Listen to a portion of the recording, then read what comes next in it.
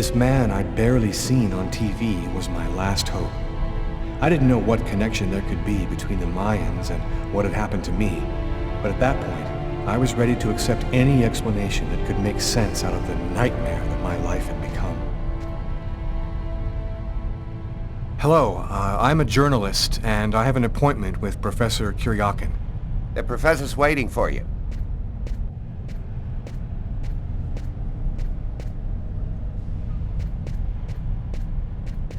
Polychrome tripod seat. Origin, Mexico.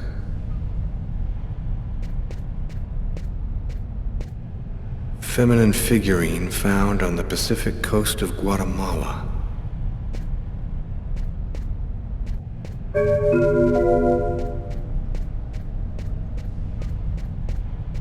Solid gold chalices and plates, probably used during sacrifice ceremonies, from Campeche.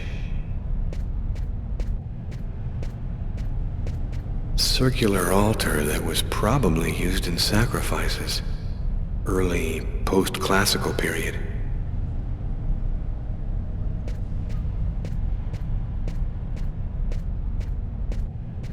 Facade of sacrificial temple. Origin, Yucatan.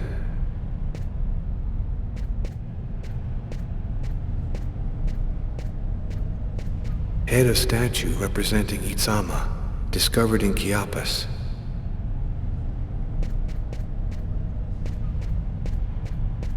Stone stele from Palenque, post-classical period. This fresco, a two-headed serpent, the same shape that I carved on my forearms the night of the murder.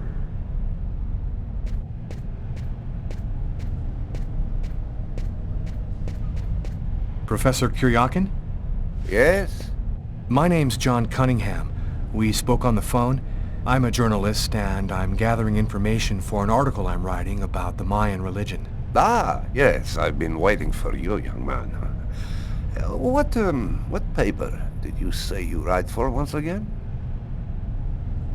In fact, I'm a freelance journalist. I write articles and sell them to whoever wants to publish them. It's curious, but your face seems familiar to me. Have we met somewhere before? Yeah, I get that a lot. I guess I must have one of those boring faces everybody sees everywhere. Well then, let's have a go at it. Where would you like to start? Can you tell me anything about Cuecnitlan? Of course.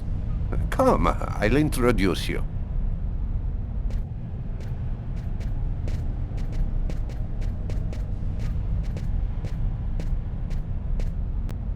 You see before you the ancient Mayan god Cuecnitlan, the serpent with the two heads.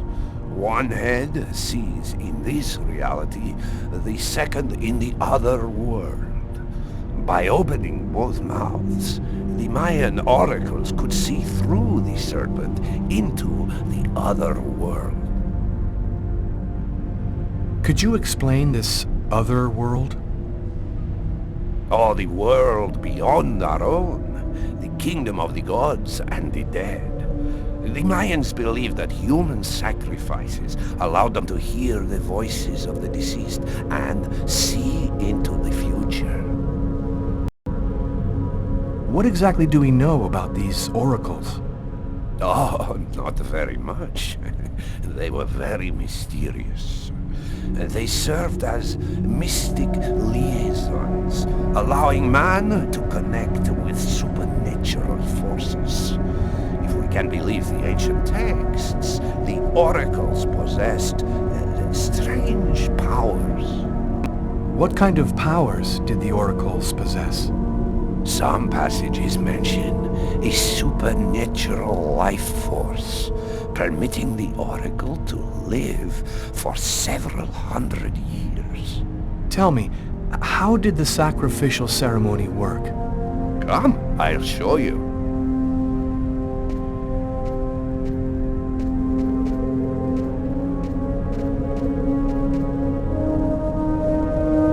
This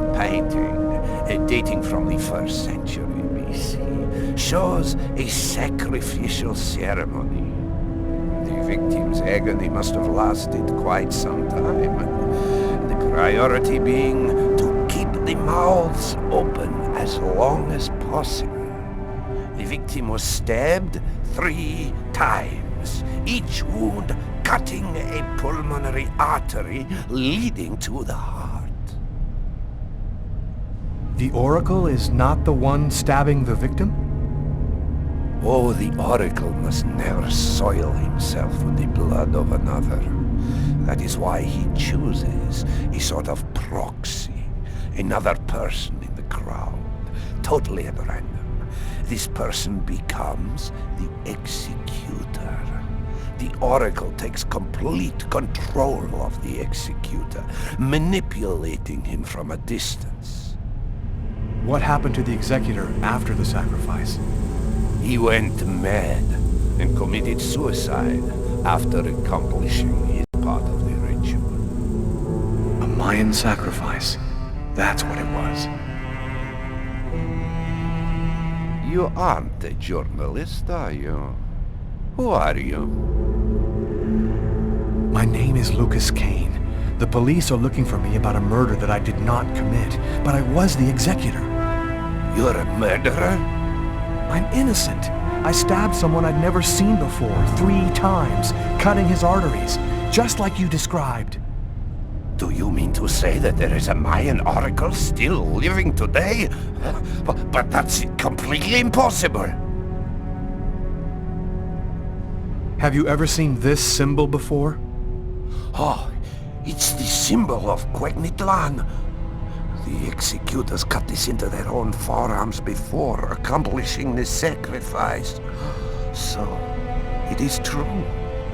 My God, the Codex was right. The Codex? What are you talking about, Professor? You can't stay here. Your picture is in the paper that the security guard is reading. He's sure to recognize you. Come, let's leave here, and I'll tell you all about it.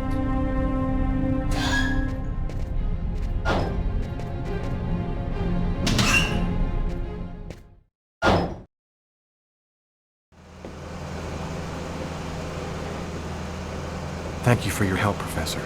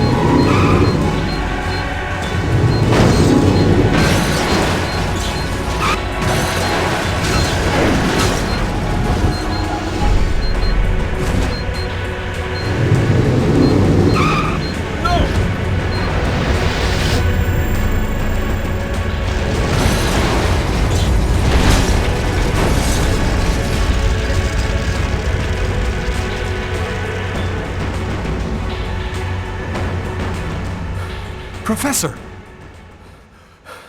The Codex speaks of the coming of a child, a prophet, the answer to all of life's questions. The Oracle kills to find the child.